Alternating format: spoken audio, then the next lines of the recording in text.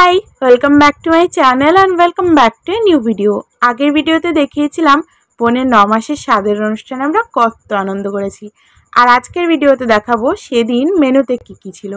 খাবার দাবার ছিল একদম জমজমাট আয়োজন।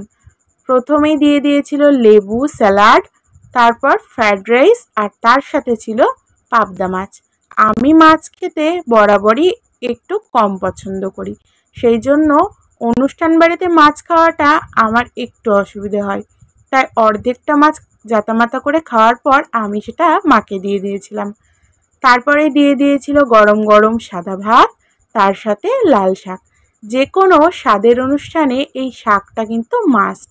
তো শাক দিয়ে খাওয়া কমপ্লিট করার পর দিয়ে দিয়েছিল মাছের মাথা দিয়ে মুগের ডাল, তার সাথে ছ্যাঁচড়া আর চিপস।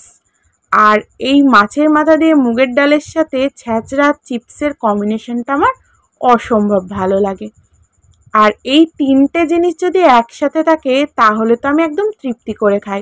তো এই ডাল, ছ্যাঁচড়া, চিপস দিয়ে আমি আজকে একদম তৃপ্তি করে পুরো খাবারটা খেয়ে নিয়েছি।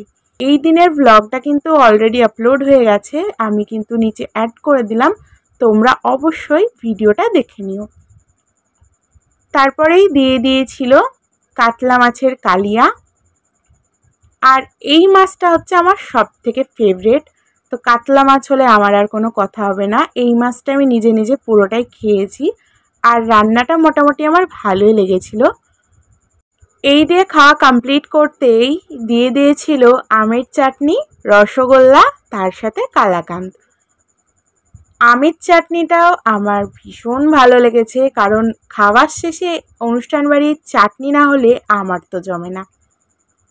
আর রসগোল্লাটা অসম্ভব সুন্দর ছিল, একদম সফট ভেতর থেকে।